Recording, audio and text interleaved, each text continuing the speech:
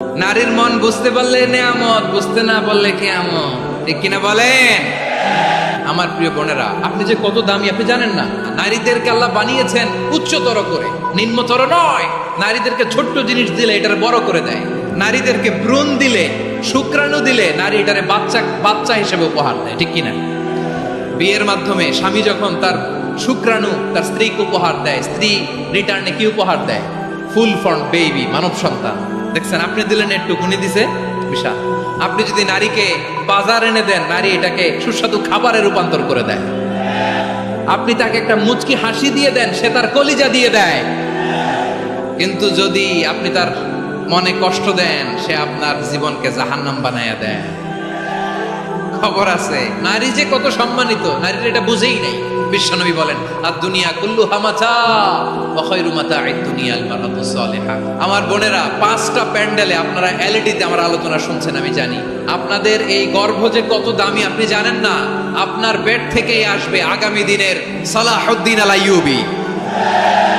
আপনার পেট থেকেই আসবে অনাগত দিনের ইমাম মাহদী আল মুনতাদর। আপনার পেট থেকেই আসবে অনাগত দিনের ফয়সাল, ওয়াসিম, মুগ্ধ, আবু সাইদের মতো বীর যোদ্ধা। আমার প্রিয় বোনেরা, বিশ্বনবীর কথার ওজন খেয়াল করেন। আদ-দুনিয়া কুল্লুহা মাতা ওয়া খায়রু মাতা'আদ দুনিয়াল মারআতু সালিহা। দুনিয়ার সবকিছুই অ্যাসেট, এর মধ্যে সবচেয়ে দামি অ্যাসেট নেককার নারী। আপনার গর্ভ যে কত দামি আপনি জানেন না। নিজের সময়টাকে কাজে লাগান, কোরআন পড়েন, সুন্নাহ পড়েন। আপনার অনেক দায়িত্ব ঘরে। You are the MD of your family. একটা family it's a very big institution. পরিবার একটা অনেক বড় প্রতিষ্ঠান, and you are the MD of your institution. আপনি এই পরিবারের MD, managing director of your family. এখানে আপনার কত দায়িত্ব। আপনি ছেলে মেয়েদেরকে তারবিয়া করবেন। আপনি আপনার স্বামীর জন্য ঘরটারে জান্নাতের নীর বানাবেন। আপনার জন্য জান্নাতের ডুপ্লেক্স বাড়ি ওইখানে তৈরি করে রাখবে কে? আপনি যে কত দামি আপনি জানেন না। নারীদেরকে আল্লাহ বানিয়েছেন উচ্চতর করে, নিম্নতর নয়। আমার প্রিয় বোনেরা, আপনি যে কত দামি আপনি জানেন না। জানেন না আপনি কত দামি, অনেক দামি আপনি। আপনাদেরকে যেন ভোগের সস্তা পণ্য বানাতে না পারে, আপনাদেরকে সচেতন থাকতে হবে, সজাগ থাকতে হবে, কনসার্ন থাকতে হবে। শয়তানের ওই হাতছানির দিকে আর নজর দেওয়া যাবে না। তাহলে কেন আল্লাহ তাআলা এই ফাহশা, অশ্লীলতাকে হারাম করলেন? 1 নাম্বার, এতে হিউম্যান ডিগনিটি কমে। 2 নাম্বার, এতে মানুষের অধিকার নষ্ট হয়। আপনি বিয়ে করেছেন, এরে পরকিয়া করেন, ওর সাথে এরকম আছে না নাই? স্ত্রীর অধিকার নষ্ট করেছেন। আপনি বিবাহ সম্পর্কে আবদ্ধ হয়েছেন তার সাথে, আপনি পরকিয়া করেন ওই ছেলের সাথে, আপনি আপনার হাজবেন্ডের সাথে বিট্রে করেছেন।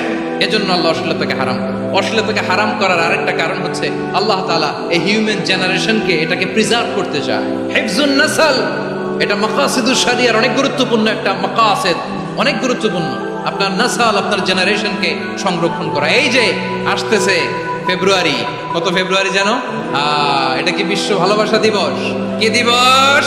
এই বিশ্ব ভালোবাসা দিবসের সাথে মুসলমানদের কোনো সম্পর্ক নাই। আমার প্রিয় ভাইরা, এই যে আপনি অবৈধ সম্পর্কে জড়ালেন, কেন আল্লাহ অশ্লীলতাকে হারাম করেছে? দেখেন, বলতেছিলাম যে এটা আপনার নাসাল, আপনার জেনারেশন, আপনার লিনিয়েজ, আপনার বংশকে প্রিজার্ভ করা। কে কার বাবা, কে কার মা, বাবা মা জানা, প্রজন্মকে প্রিজার্ভ করা, এটা ইসলাম ওয়াজিব করে দিয়েছে।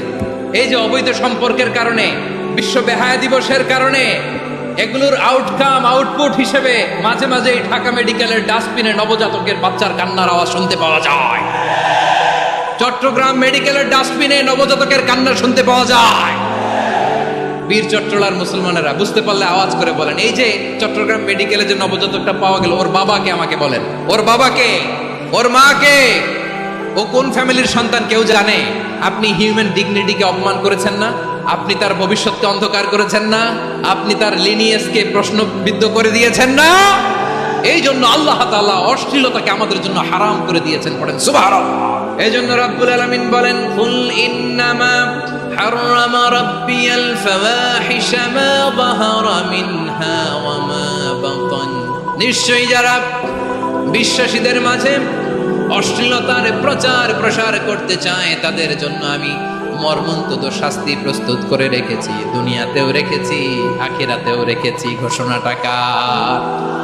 যারাই নাটকের নামে, সিনেমার নামে, রূপালী জগতের নামে, মুভির নামে, ওটিটি প্ল্যাটফর্মের নামে আমার সমাজে অশ্লীলতা ছড়াতে চায় তাদের জন্য কঠিন মর্মন্তুদ শাস্তি মজুদ রেখে দিয়েছে কে? ও আমার বোনেরা, এখনো আপনি জাগবেন না? এখনো আপনার চিন্তার দুয়ারে এখনো নাড়া পড়ে নাই? ওরা আপনাকে উলঙ্গ বানাতে চায়, ওরা আপনাকে আইটেম গার্ল বানাতে চায়। এজন্য ইসলাম অশ্লীলতাকে হারাম করেছে। হারাম। ইসলাম বলেছে যোজন যোজন দূরে থাকো, ওরা বলে না কাছে আসো, কাছে আসার গল্প, ক্লোজ আপ ওয়ান, কাছে আসার গল্প আছে না নাই? চট্টগ্রামে তো এগুলো নাই মাশাআল্লাহ। হ্যাঁ, এখানেও আছে ক্লোজ আপ ওয়ান, কাছে আসার গল্প। আল্লাহ বলেন ওয়ালা তাকরাবু জিনা, কাছেও এসো না, জিনা থেকে যোজন যোজন কিলো দূরে থাকো, ওরা বলে কাছে আসার গল্প। আমার বীর চট্টলার ভাইয়েরা, কাছে আসতে হলে আমরা কোরআনের কাছে আসব, কাছে আসতে হলে নবীর কাছে আসব, কাছে আসার গল্প হবে আমার রবের কাছে আসার গল্প। চিল্লায় বলো ঠিক কিনা? অশ্লীলতার সাথে আমাদের কোনো সম্পর্ক, সবাই বলতে পারেননি, আওয়াজ করে বলুন, অশ্লীলতার সাথে আমাদের কোনো সম্পর্ক। আমরা এই সমস্ত ক্লোজ আপ ওয়ান, কাছে আসার গল্পের প্রোগ্রামে যাব? আমরা কোন ধরনের অশ্লীল কন্টেন্ট সোশ্যাল মিডিয়ায় টিভিতে দেখব? কি যুগ যে আমরা কাটাচ্ছি আপনি কল্পনা করতে পারবেন না। পর্ন ইন্ডাস্ট্রি, নারী পুরুষের বস্ত্রহীন যুগল দৃশ্য, এটাকে দিয়ে ওরা কোটি ডলারের ইন্ডাস্ট্রি বানিয়েছে। পুরো মানব ইতিহাসে এরকম জঘন্য সময় মানব ইতিহাস পার করে নাই। পর্ন এটা ইন্ডাস্ট্রি হয়ে গেছে। আমাদের এই যুবকগুলো, জেনজিগুলো, ওদের চরিত্র বাঁচাবে কি করে? কেমন করে হেফাজত করবে ওদের এই মূল্যবান চরিত্র? আমার প্রিয় ভাইয়েরা, সুস্থ পুরুষ তার বায়োলজিক্যাল গ্রোথকে হরমোন দিয়ে স্টপ করে দিয়ে সে সার্জারি করে নারী হতে চায়। সুস্থ নারী পুরুষ হতে চায়। পুরুষ পুরুষের প্রতি সেক্সুয়ালি আকর্ষণ বোধ করে। এটা লূত আলাইহিস সালামের কওমের মধ্যে ছিল। এটাকেও আল্লাহ কোরআনে ফাহিশা বলেছেন। ওয়ালুতান ইয ক্বালা লিকওমিহি আতাতুনাল ফাহিশাতা মা সাবাকাকুম বিহা মিন আহাদিম মিনাল আলামিন। লূত আলাইহিস সালাম বললেন, তোমরা কি এমন এক অশ্লীল কার্যক্রমে ডুব দিলে নাকি যেটা গোটা বিশ্বের কেউ কখনো করে নাই? তোমরাই প্রথম করেছো। পড়েন নাউযুবিল্লাহ। এই পশ্চিমের এই রোগ আমার দেশে যেন আসতে না পারে, আমাদের সজাগ থাকতে হবে। প্রিয় ভাইরা, চিল্লায় বলেন ঠিক কিনা? পশ্চিমের অবস্থা ভয়ঙ্কর। পাশ্চাত্যে আমি যুক্তরাষ্ট্রে ছিলাম অনেকদিন, কয়েক মাস, বিভিন্ন স্টেটে ঘুরেছি। গার্ডিয়ানরা উদ্বিগ্ন, ছেলে মেয়েদেরকে, ছোট্ট ছেলে মেয়ে, ওদেরকে জিজ্ঞেস করে তুমি how do you feel right now inside yourself, তুমি ভিতরে ভিতরে কেমন ফিল করো? তোমার কি ছেলে ছেলে লাগে না মেয়ে মেয়ে লাগে? আচ্ছা বলেন, এই ছোট্ট বাচ্চাটা ওকে এগুলো জেন্ডার অ্যাসাইনমেন্ট বলতে এগুলো কিছু বুঝে? এইভাবে মিসগাইড করা হচ্ছে। কৌতূহল বশত ছোট্ট ছেলে যদি বলে আমার তো মেয়ে মেয়ে লাগে, তখন বলে যে না তুমি মেয়ে, ছেলে না। মা বাবা বাধা দিলে ওকে আলাদা গভর্নমেন্ট হাউসে নিয়ে যায়। ভয়ঙ্করতম অবস্থা। আমরা একটা সময়ে শুনতাম যে হুজুর আমার ছেলেটা খুব ভালো, হাফেজে কোরআন, আল্লাহওয়ালা। হুজুর আমার ছেলে দাড়ি রাখছে, আল্লাহওয়ালা। হুজুর আমার ছেলে 5 ওয়াক্ত সালাত জামাতের সাথে পড়ে, তার মানে আল্লাহওয়ালা। পশ্চিমে যে আমি কি শুনছি জানেন? ওরা বলে হুজুর আমার ছেলেটা ইউনিভার্সিটির একটা মেয়ের সাথে প্রেম করে, ও খুব আল্লাহওয়ালা, হুজুর দোয়া করবেন।